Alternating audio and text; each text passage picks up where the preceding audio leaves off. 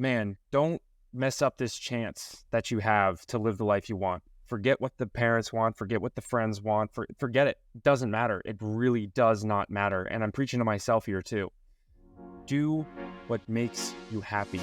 Welcome everyone to the first episode of the Life Formula podcast. And today I am really excited to be bringing on not only one of my best friends in this entire world, a co-worker, technically my boss. He is an amazing father.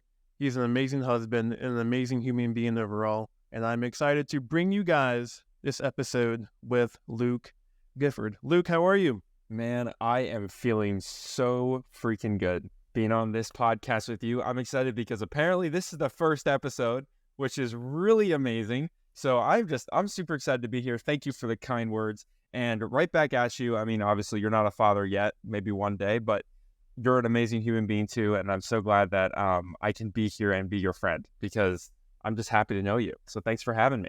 Thank you for the kind words. I am so excited. And the purpose of the Life Formula podcast is to bring on guests like Luke to discover what the best formula created to live the best and perfect life that you can. I would like to bring on Luke a couple more times throughout the journey of this podcast to see and learn, because we know, myself and Luke included, we are going to learn from multiple people every time. And Luke is kind of going to be that person that will come back here every, maybe 50 to 100 episodes, hopefully, to see if our beliefs, if our values, if our whole entire formula changes, which is going to be really exciting because I know Luke is on a nice journey of figuring out what life is right now, as I am currently as well. And yeah, it would be really cool to see and track our progress and our change throughout time. You've put on the pressure for sure, because coming back every 50 to 100 episodes, something's going to have to change in my life, or at least something is going to have to improve, because ultimately that's what I believe we are here for. We're here for constant improvement and constant iterations to live and experience life in the present moment. So I'm excited. It's really cool because this has come off a very interesting time in my life where I'm slowly detaching from my ego, because I have actually fully understood and learned what this ego is. And the basic of it is that you're not your thoughts, you are not the emotions flowing through your body, but you are something else entirely. And just that little framework has changed the way I've looked at just my life. So it's a perfect time to come on for a first episode, because I feel like I'm in a interesting transitional period in my life as far as my mindset goes, and then hopefully everything else in my life will follow. So yeah, I'm excited, man. Well, kicking it off, Luke, in your opinion, as of right now in the current present moment, what do you believe would be the perfect life formula for anyone to live? That is a very loaded question. And you were kind enough to give me a heads up that you were going to be asking me that. And then before this podcast, I wasn't like freaked out about it at all. And then he sent me this question. I'm like, oh man, now I have to have something prepared. But I decided to not prepare anything and stick with my intuition.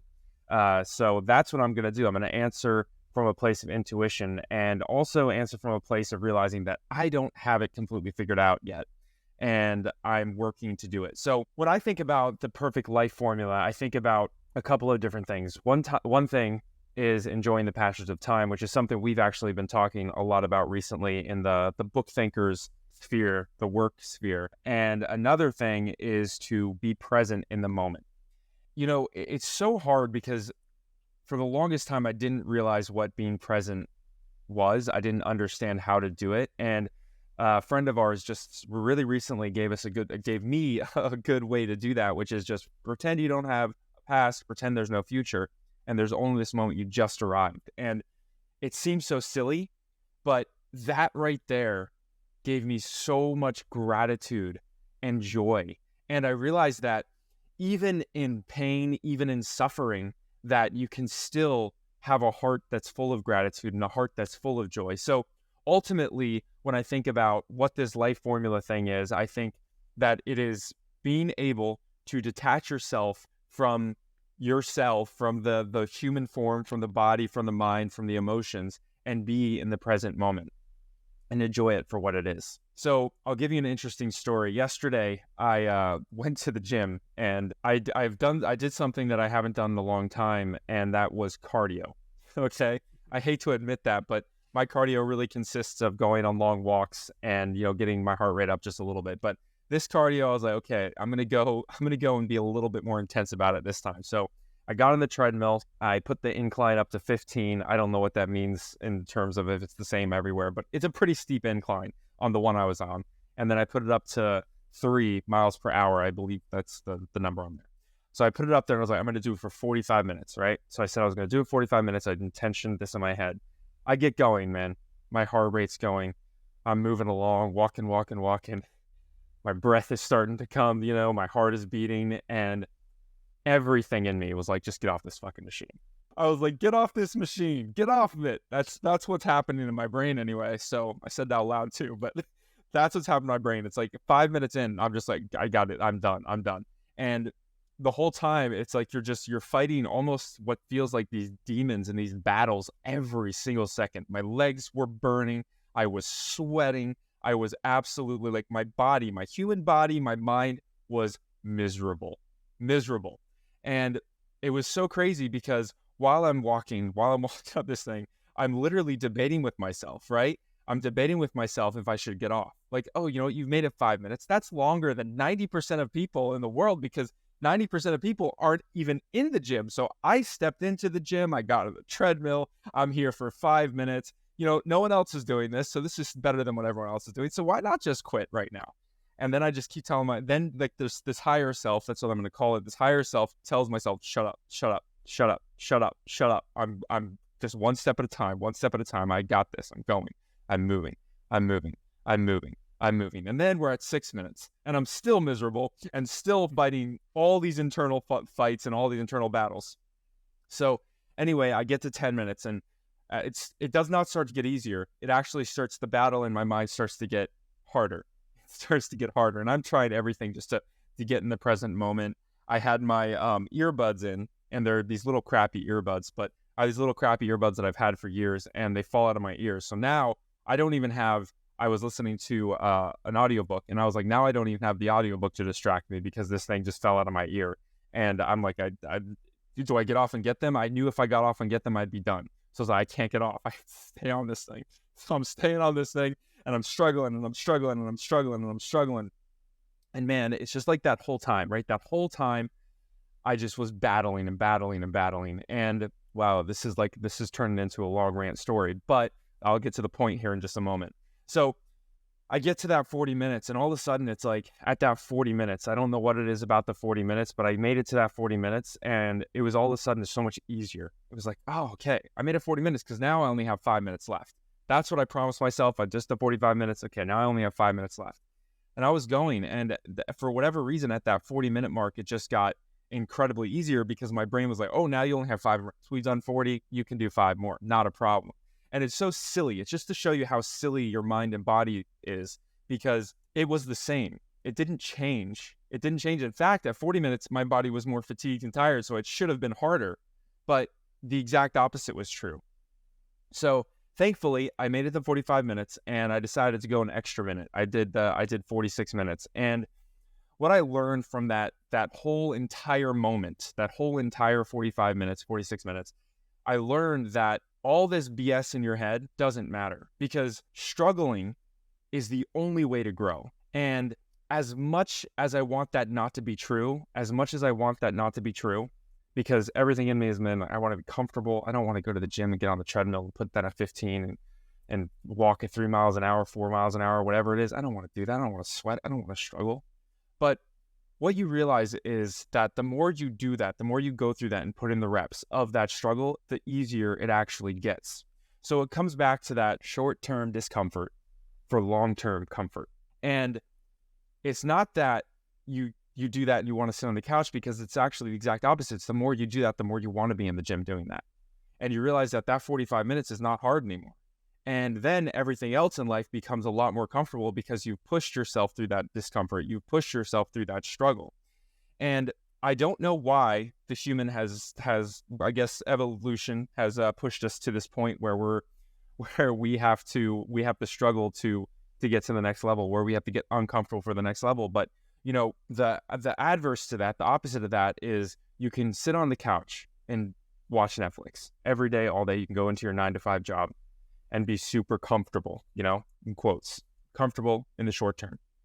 But what that eventually does is it leads to long-term discomfort. Because if you do that, if you sit on the couch and watch Netflix all day, you're frying your brain, you're not using any creativity, you're probably you're living a sedentary lifestyle. I don't know if I said that right, but you get it.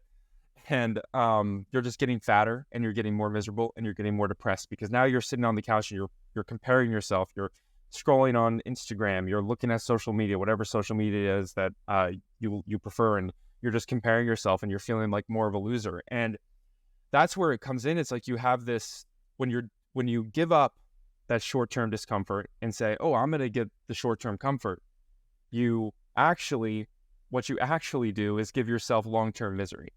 So what I've been realizing, going back to kind of this life formula, is that life comes from the struggle, and you have to be willing to go out and struggle. And it sucks. And it absolutely 100% sucks. But it only sucks for the short term. It only sucks for a little while. And everyone's at a different place. So that little while might be 5 years. That little while might be 2 weeks.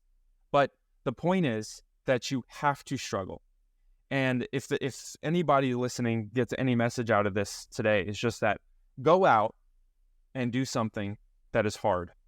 Because I think it's even more than just getting out of your comfort zone. I think it's literally intentionally going out and struggling. Because that's what you do when you go to the gym. You're going and intentionally struggling.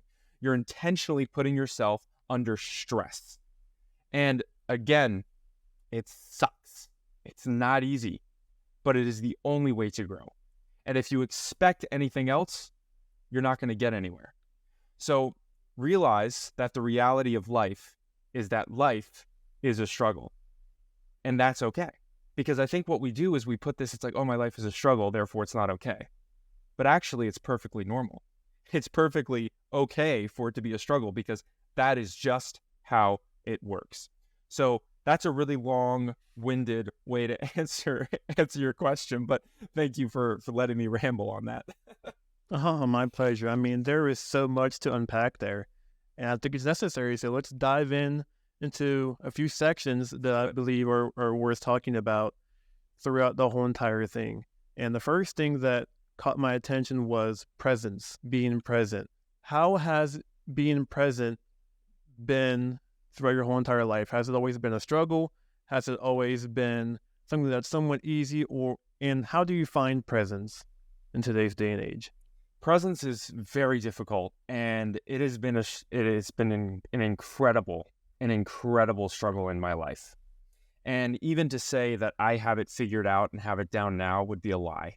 But I am much more present now than I ever have been. And literally, I can say that after 10 years of trying to become self-aware, I have cultivated more presence in my life.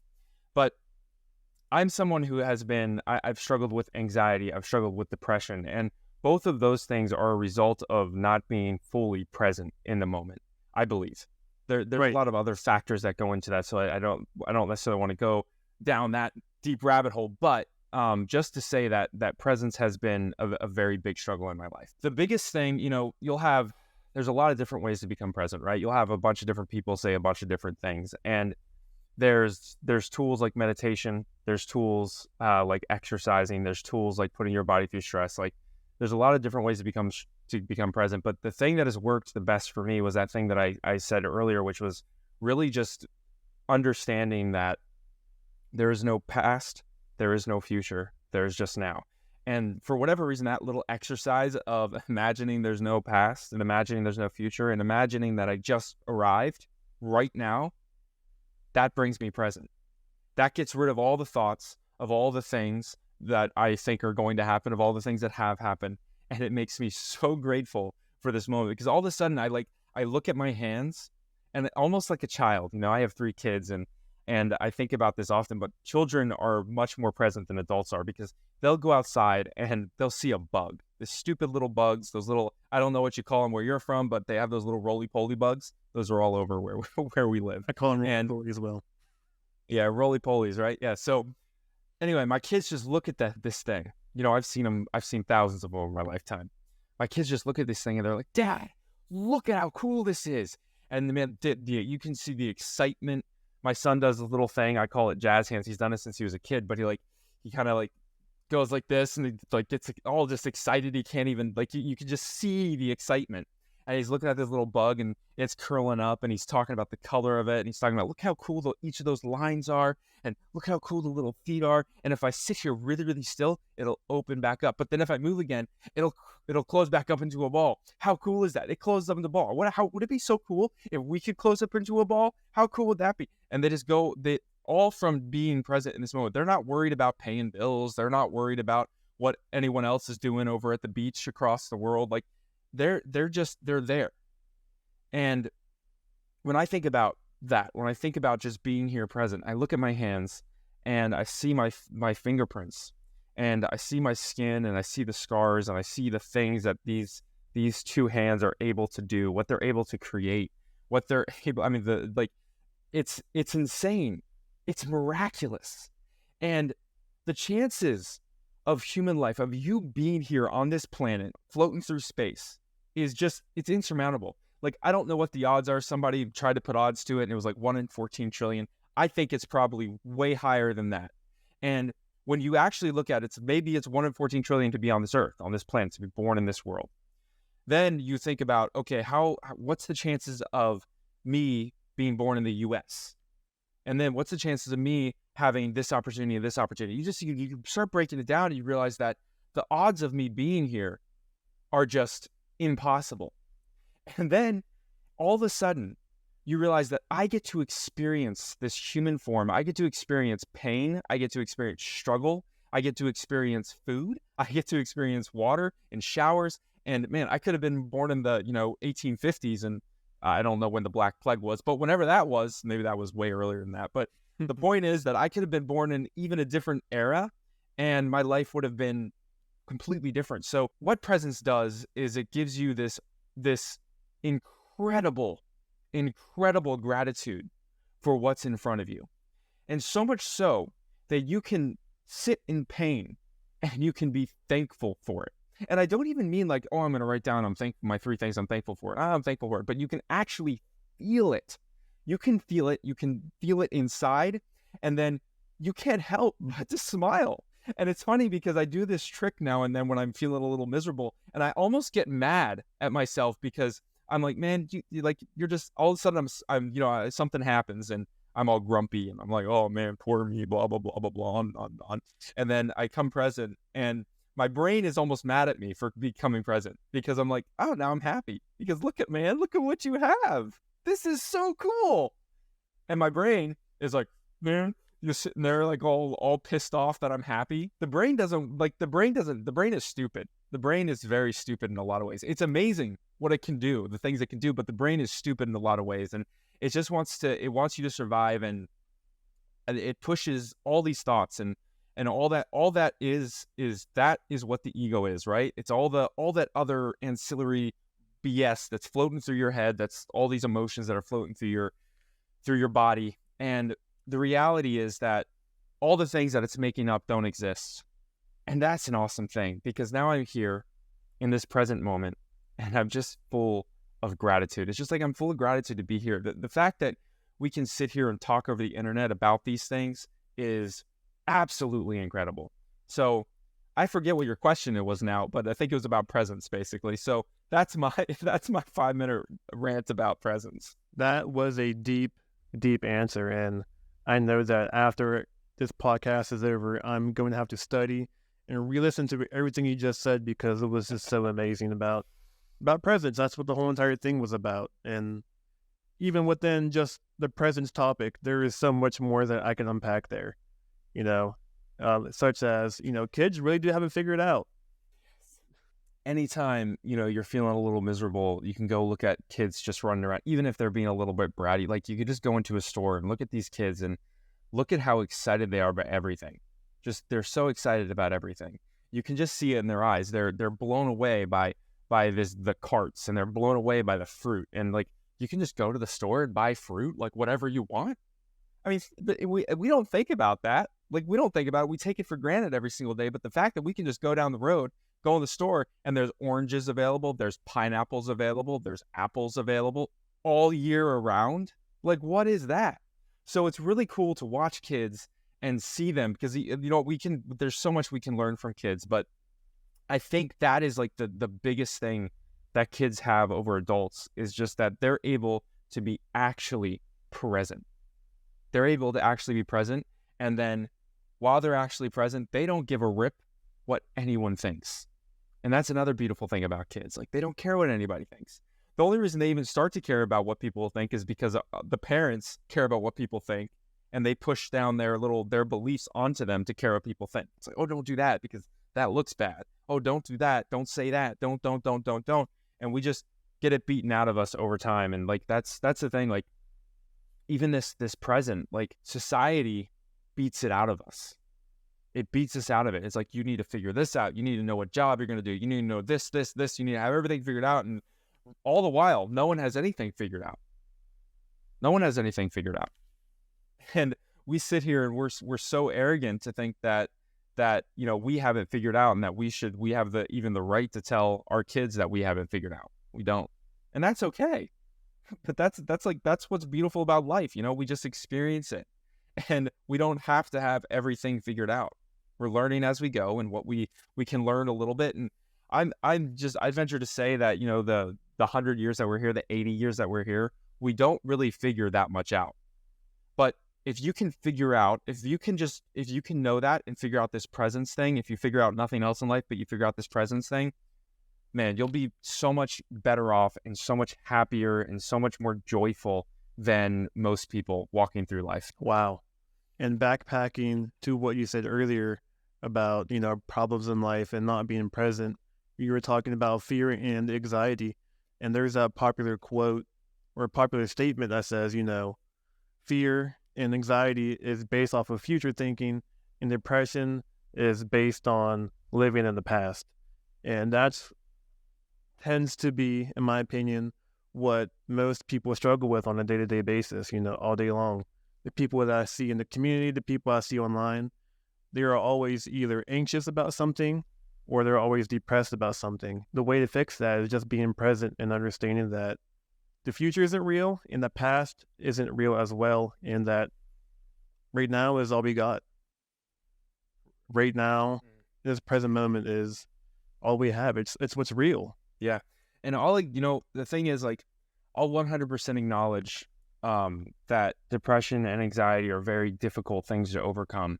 And I wouldn't even say that I have them 100% overcome, but I have come a very, very, very long way from my past self. And to those people who are listening today and they feel depressed and they feel or anxious or whatever, like, go and talk about it, be open about it, tell people about it, because we all experience it at some point or another, and some people experience it way worse than others, which just sucks. My heart goes out to the people that are out there and struggling with that. And what's interesting, when you get stuck in extreme anxiety or extreme depression, it's really hard to hear anything. It's hard to hear anything anyone tells you. There's so many people who want to help you, but it's so hard to hear anything. And it's also hard to explain, what you're going through and what you're feeling, because I've been to a point, where it's like, I can't get out of bed, and it feels so stupid, but it's like, man, I am literally fighting with everything in me just to get out of the bed. And man, that's a difficult place to be. And even like trying to be present in that moment, it's so difficult, because you're so entrenched in that emotion, and you're so entrenched in those thoughts that it's like, you have to pull yourself so far out of that. And it just takes time, unfortunately. It just takes time. Oh man, I forget where I was going with that. But yeah, it just takes time. And I hope that people who are listening that are feeling that way, anxious or depressed, don't like shake their heads at, oh, this guy doesn't understand it. He's, wobble. Because listen, I've been there. I've heard when people don't struggle with depression and they're talking about how easy it is, and I'd like it. Yeah, trust me, it drives me crazy too. But listen, I have literally been there, and I know how hard it is. But all I can say is it takes time, and you just got to keep going and keep fighting. It's a fight. It is. Yeah, it takes time and repetition because it's a practice, Yeah. I have my own story of being what I label myself as severely depressed and severely anxious, extremely introverted. And it took a lot about learning about myself and, like you said, being present to help recover, heal, and move on from those labels that I was attached to. And a recent piece of advice that I learned from a co-friend of ours, is that you are not your body, you are not your mind, you are the spirit, you are the soul, you are the experiencer of life. And one of my favorite quotes comes from Shakespeare, is that nothing is good or bad, but thinking makes it so. And when I was going through the stages of depression and anxiety, I would label everything severely. Oh, that's a bad person. Oh, I feel bad. Or this is a terrible thing to do. Or you're a mean person. I'm terrible. And I would just give out these labels and be attached to those labels, but it wasn't the truth. It was just a way that I was attached to that feeling, to that emotion, which isn't real. Yeah, I feel for those people too who are going through those situations right now. And this is just a call out to those people who do feel a lot of anxiety and depression, to feel free to message me, and I am here to talk to you about it, and or just to listen. Whatever way I can help and serve you, the listener, or anyone out there, feel free to reach out to me, and I'm here for you. Wow, you're gonna regret that when you have a million listeners in 5 years, and then they all listen to this episode, and then you have a million DMs. That's what it's all I about. think that'd be a great problem to have. I hope I get that, to be honest, because I do believe service in others and helping people elevate from the low parts of their life to their highest points of life is a truly beautiful thing. And actually, this can transition to something that you said earlier during this interview, was that you said suffering is important, or struggling is important, I think is what you said. Yeah. And it's amazing when you go through this struggling, because it actually is somewhat present, like you said, walking on the incline. Funny story, I went to the gym a couple hours ago and I experienced the same exact thing. I wasn't on 15 incline, but I was on 12 doing my 3-speed and a half-hour walk. And the ego really does get pretty loud. It really does try to bring you down. It really does. It really does. Because I'm not a cardio guy either. Growing up playing sports, I was always the sprinter. I wasn't a distance runner or anything that involved a lot of stamina. I was just explosive and really quick. So yeah, the ego really does try to get at you. But after you challenge yourself, you struggle a lot. And once you complete that task that you give yourself, whether it's, for example, a couple years ago during the pandemic in 2020, I challenged myself to just go walk a marathon. Well, it was inspired by who I believe everyone in the world knows now, David Goggins, that guy. He's conquered the ego and the mind and struggled. He's way past that. Well, I would even say that he hasn't, he has, but he still struggles with it, because if he didn't really struggle with it anymore, he'd be like, oh, I can sit back and just not do anything now because I've overcome it. But he realizes the thing that we're talking about, which is it's a daily thing. It's a daily battle. You have to get up and do it every single day, because even if you give it just a little inch, you give it just a little bit, it'll take over. Hey everyone, this is a brief transition intermission, I guess you could say. So while Luke and I were recording this episode, Luke's house got hit by lightning and a unexpected storm came by his house and completely booted him offline. But we are back here a couple of days later, and we're going to continue this podcast. So I just want to give you the heads up for those video watchers who's listening to the podcast on YouTube, and you're like, wait a minute, these guys completely changed their outfits. What's going on here? How do they do that? So yeah, that's what's happened. And Yeah, here we are. Thankfully, I didn't change my outfit. I think I was in the yellow shirt, which is typically what I'm in, so that's helpful. I still got the red headphones on. I don't know if I had a hat on or not, but for continuity's sake, I did the best I could. Yeah, my neighbor's house got struck by lightning, so I figured that was a good enough reason to stop the recording, and also we lost electricity. That was another reason. Yeah. But happy to be back here a few days later, and it's crazy how much changes in just a few days. We were just talking about that before we hit record, but we'll pick up where we left off, I guess. Yes.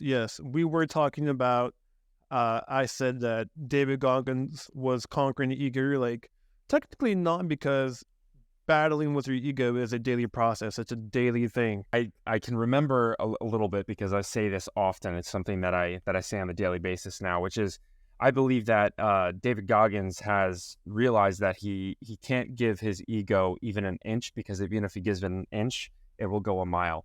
And basically just realizing that in our daily lives that we are going to have to struggle to grow.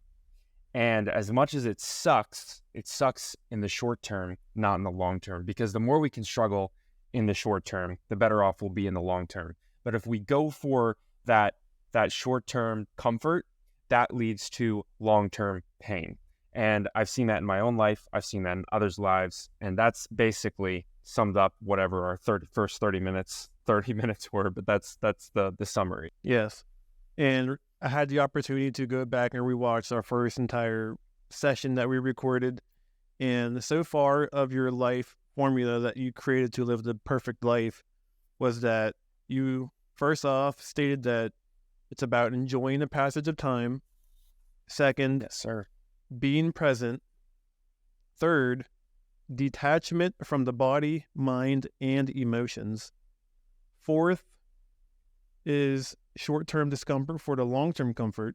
Short-term discomfort for the long-term comfort. And 5 is that struggling is necessary for growth. What else, or does that completely encompass what do you think is necessary to live a good life, or is there another topic that you'd like to add? Man, well, number one, send me those notes because I'm just obviously super smart. I gotta tell you, I agree.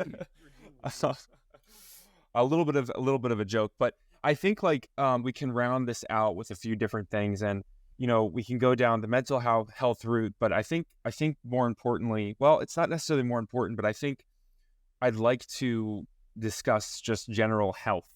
Because what I've noticed is that, there's this fighting within my mind of when I say, oh, let's be present, all of a sudden it's like, well, when you come present, you're so thankful and grateful for everything that you have that all of a sudden things like working out and making money, those things for some reason don't matter as much. It's like if you're so present, they feel like they just don't matter. It's like, well, if I can stay in the present moment, it doesn't really matter because I can just be grateful for literally the ability to walk. I can be grateful for the ability to see. And if I don't even have those abilities, I can be grateful for the ability to hear. I can be grateful for the ability to talk.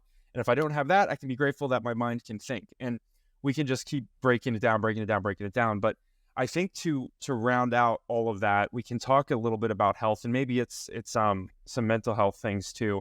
But what's so interesting that I found over just really recently, but that I have found is that working out daily, you're working out your body, having a healthy diet, it contributes to your overall well-being, to how you feel on a daily basis.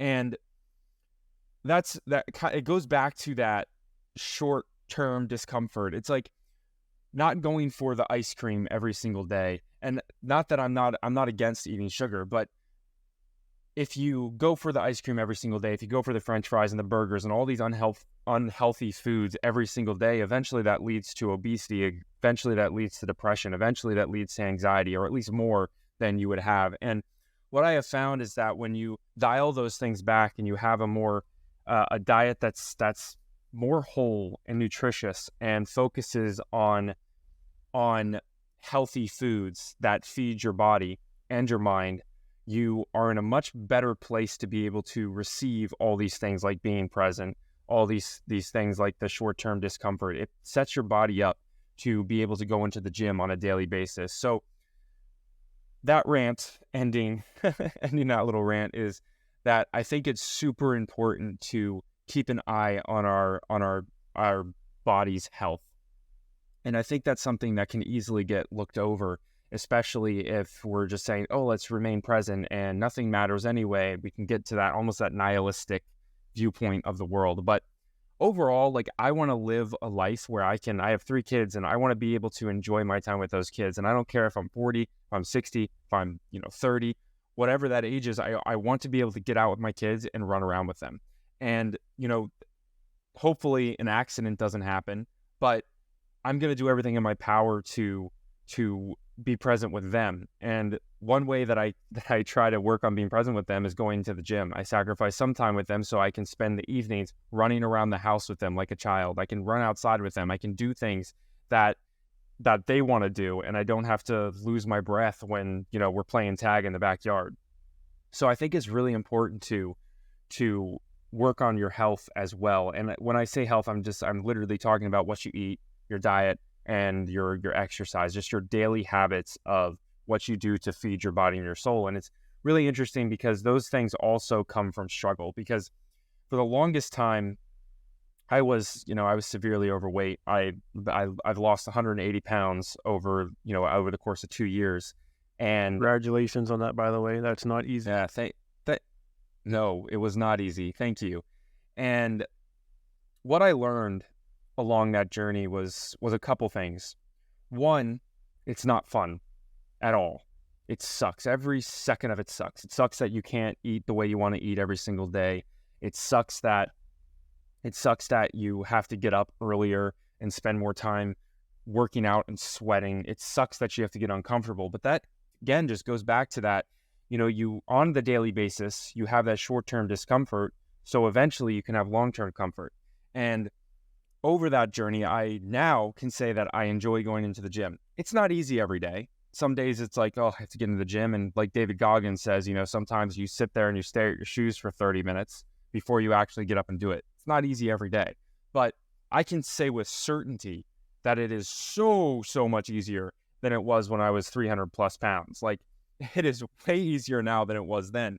And what I had to do is I had to choose on a daily basis not to eat that thing, not to actually get up and go work out, to do the run, to lift the weights, to do everything I had to do to lose the weight I had to lose.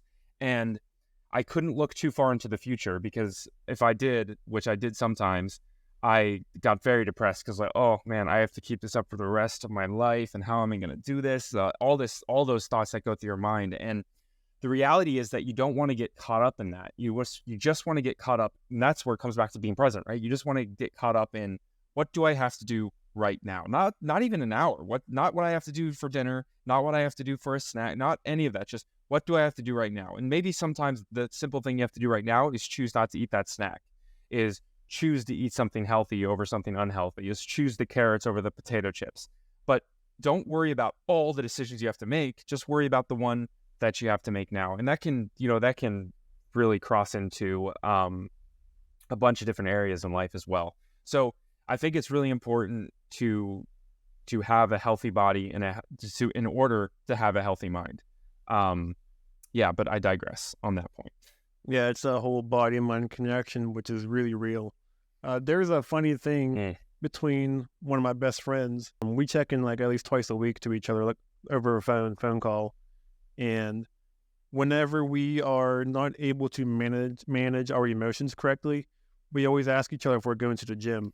Because within these past maybe like 5 years or so, when we haven't been to the gym consistently taking care of our health, we noticed that other lifestyle habits and choices start to affect us in a negative way. So that's why we always check in on each other to see if we're going to the gym. Because if we are, there really hasn't been too many problems in our life recently when we go to the gym. So I do strongly believe that health is a very important. Yeah, and it's so interesting too, because we used to, as humans, even well, it's probably more than 50 years ago now, but you could say 50 to 100 years ago, like, everyone had to continually keep busy to live, right? And even go back thousands of years, people had to constantly be doing things, so they didn't really have time to worry about all the things that we worry about on a daily basis. They kept going.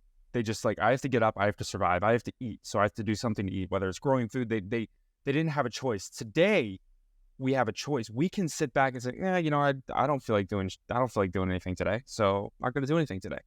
You'll still eat. So we have to basically create struggle in our life. They used to have struggle they had to have overcome every single day. So I have this mantra that I've been telling myself in the morning, every single morning. What can I do to struggle today? What can I do to struggle today? And it's really helped me in a big way, just shift my mindset into I'm going to struggle anyway, because whether it's mentally, physically, or whatever, like my mind's going to create something, but what can I do to intentionally struggle that will actually help me grow? Not this fake struggle that we create in our minds, like this, this guy's doing that, I'm such a loser, and blah, blah, blah, all those negative thoughts in our mind. But what can we actually do to create struggle in our life that will create growth? And I think something like going to the gym, you exert so much energy into that it's like you can't even, man, when you're lifting something heavy, you can't think about those stupid little things that are floating through your brain. It's just, how do I lift this without hurting myself? How do I lift this thing? And like everything, you need every single piece of your body and your mind to focus on lifting this weight, and that's it. So I think it's just really important to get in the gym on a daily basis, because like I said, we just don't have the struggle like they used to have. We are so far away from from that, and like it's so much easier to be lazy in today's day and age, because like I said, you can get up and you can do 30 minutes of work and that's enough to get by, and you can still eat food, but that's going to lead to a life of depression. That's going to lead to a life of anxiety and unhappiness, and honestly just fatness and everything else that goes along with that. Amazing, Luke.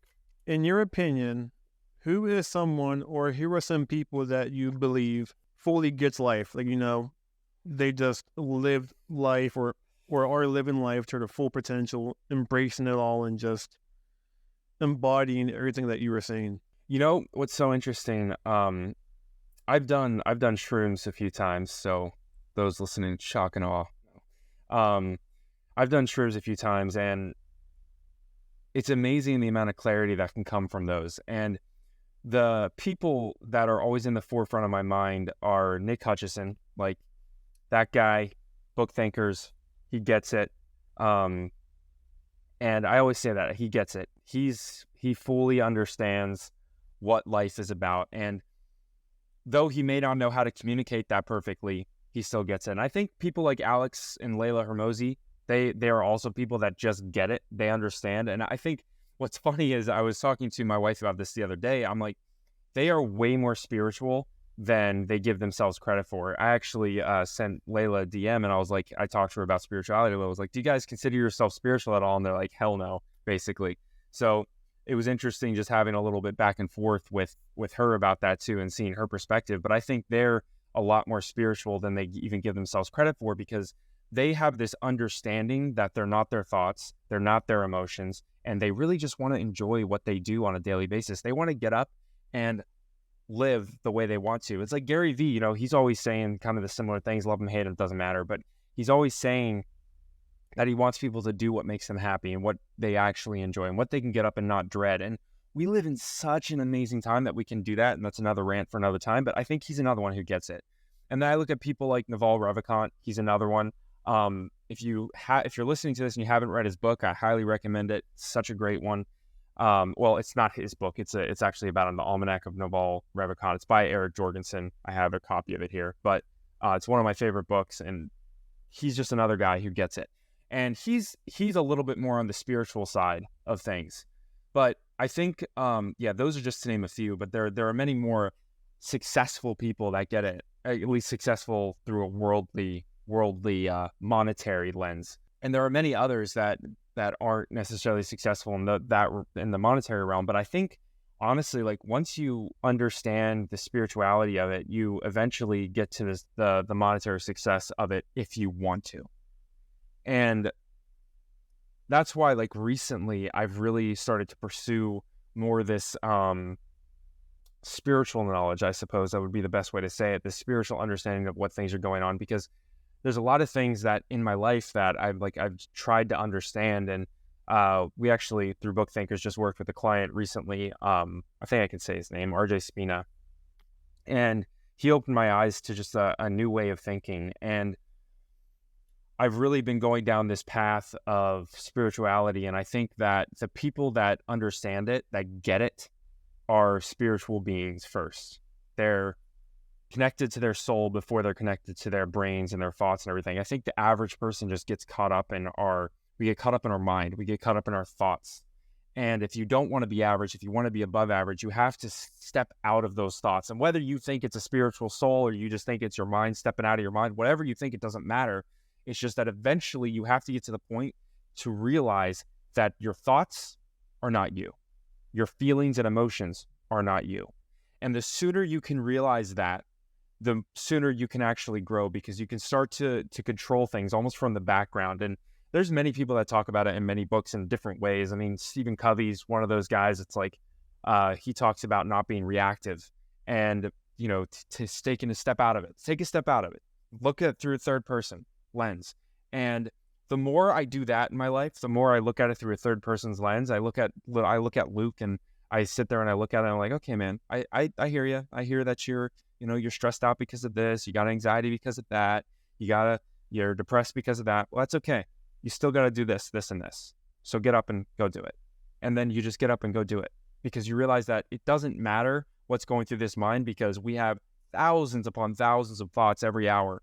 And a lot of them, most of them, we're not even in control. We're not even in control of them. They just happen. They just happen from old programs to whatever. So eventually you have to get to a point where you just step back, step out of it, look at it from this third person view and be like, okay, I've got this little vessel here. I've got this little brain here that I can control. And you start to do that. You start to manipulate it and make it in the way that you want. It's really cool because I am so thankful that I have the ability to walk. I have the ability to see. I have the ability to hear. I'm not disabled in any way. And that's like that, even that alone is such a miracle. And the fact that I can sit here and create anything with these hands, and I can sit on a podcast and talk about these things. That's amazing. So we just have to realize that we are in our thoughts and we are in our emotions, but that's the first step into what I feel like that's what spirituality is at the end of the day. And the people that get it, that's the first that, well, that's not the first thing they do, but that's the thing that they work towards. And that's what I'm working towards in my life. And I don't have it completely I'm not completely overcame it, but I haven't completely overcame it, but I'm working to overcome it. And every single day that I practice hey, you know what? Oh, Luke, I hear that thought. Yeah. You know what? I hear the thought that you think you're stupid. I get it. I know that sucks, but you got to keep going anyway. You got to keep going anyway. So that's what I do. I get up and I keep going anyway. Yeah. You know what's funny? I'm going to have a little pushback on the 1% better every day. So this is what my current thinking is. And this is very current, very new for me, but I even think it's not about that, because I think your spiritual being is actually already whole. You're already whole. And what you're doing, this 1% better, is you're actually just pushing yourself a little bit. You're pushing this lower self further. So you don't have to get 1% better, but maybe your human being form has to get a little better. If you want to lift more weights, if you want to lift heavier weights, you got to, do progressive overload. You got to add a little bit more weight each set. Each time you go into the gym, you got to add a little bit more. But I think we can get caught up. And the reason I think might be a little bit negative is this bettering of ourselves. We can get caught up in that we have to be better and we have to be better. And then all of a sudden we start judging ourselves, our human being, for not being perfect. And the reality is that humans aren't perfect, and they never have been, and they never will be, as far as I'm concerned. And, maybe one day way in the future, I have no clue. But right now in my lifetime, I don't think we're going to be perfect. And that's okay. That's okay. So what's the 1% getting better? Well, the 1% getting better isn't actually you. It's just pushing your human being, your human form a little bit further. That's it. And people get so caught up in I have to be better, that they start to judge themselves, and they start to criticize everything that they do, and they start to say they're not good enough, and so you have to just step back, and you have to realize that, you are whole and you are good enough. There's no getting better, but you can help your human a little bit. You can help out your human a little bit by putting them in the gym and separating yourself from the thoughts a little bit. You can do that. But yeah, so that's just like, I don't know, that it feels kind of weird, but I feel like I wanted to say that somewhere out loud, because that's just the thought path that I've been going on recently, and I think it's true. Yeah, I don't think there's any balance. I think there is just the journey. So it's just a process. Like, there's no getting to where you want to go. And the only reason I think that's true is because I've seen so many people, and I've talked to so many people and talked to so many successful people that have reached a certain amount of fame. They've reached a certain amount of success, and they're still like, yeah, I still have to keep going. I still have to, because if we reach this destination that we supposedly reach, and that's it, then most of those people would just step back and be okay with where they were at and be done. But I don't think it is. And I think it's just enjoying the journey on a daily basis. And even, I'd say, even just enjoying the journey on an hourly, a minute by minute basis, because anything can change very quickly. I mean, like we said it kind of at the beginning of this, like it's only been like 4 days and so many things have changed. And I think that realizing that we're all on a journey, and it's gonna end in death anyway. So just enjoy what you have, and if you can enjoy it, if you can enjoy what you have, then that's enough. So yeah, I think it's not about a balance of getting somewhere. It's just about the process of the actual journey. And we have to realize that the statistics, don't lie. I don't know what it is. I think I may have mentioned it in the first half of the podcast, but it's just like, even if I did, just reiterating it, it's fine. It's like we have a 1 in 14 trillion chance of being here on this planet. And then it's like you break it down and even farther, and it's like quadrillion, when to be born where we're born in the US or not in a third world country. It's like the amount of blessing and luck, or whatever you want to call it, that we have to be here is absolutely incredible. It's absolutely incredible. And how can I be unhappy when I look at it through that lens? I can't be. I just can't be. And I can sit here and my brain can be mad at me because like, oh, poor you, because of this, that. But the reality is, man, it's like, dude, how can you actually be? You can't be unhappy. Look at this beautiful thing that you have. And I have, I can go on the list. I have a place to live. I have a roof over my head. I have family. Like, how can I be unhappy? I can't. I really can't. And sometimes I get annoyed at my little lower self gets annoyed at my higher self, if you want to call it that way. Like, because it's like, oh man, like, you want to be sad. It's like it wants to be negative. And I'm like, dude, shut up. Just shut up. You can't be sad. You have it so good. And I do. Genuinely. I have it so good. And I'm so grateful for, I really, really am so grateful for what I have, and so grateful to be here. And the fact that I can be on here with you talking online about higher things and deeper conversation is crazy, and it's exciting, and I love it. So yeah, it comes back to gratitude and being present. I think I haven't fully understood gratitude, and I haven't fully understood being present until recent times, and I'm just thankful that I have an understanding of it. It doesn't mean I still don't struggle with it. Doesn't mean that I don't have days where I'm like, oh man, I'm feeling definitely super depressed today, and this is taking a hold of me today a little bit more than usual.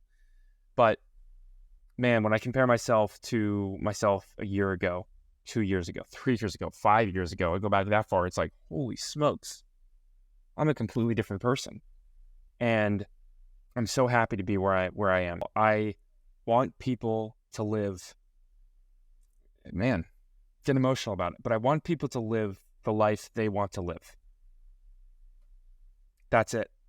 And I think that we live in a time, and then blessed time like no other, that we have the chance to do that. And that's just what I think and believe, and I want to do whatever I can to help people do that. And if they have to go through a bunch of things that they don't like to get to the thing that they do like, so be it. Like, man, don't mess up this chance that you have to live the life you want. Forget what the parents want. Forget what the friends want. Forget it. It doesn't matter. It really does not matter. And I'm preaching to myself here too. Do what makes you happy. And what I mean by that isn't, pleasure all the time. I mean, do what you can wake up and not dread. Just do those things, because you can. And there's so many different routes and ways you can go about doing that. And if somebody wants to reach out and talk to me about that, that's great. I welcome it. You can find me all over the internet, Fortunately, unfortunately, I don't know. But at JLukeG is my username. Feel free to send me a DM or whatever you may want. If you don't know what you want with your life, I love talking to people about those things. So yeah, that's the one thing I would like to leave people with is you have the opportunity to do what you want. Don't waste it.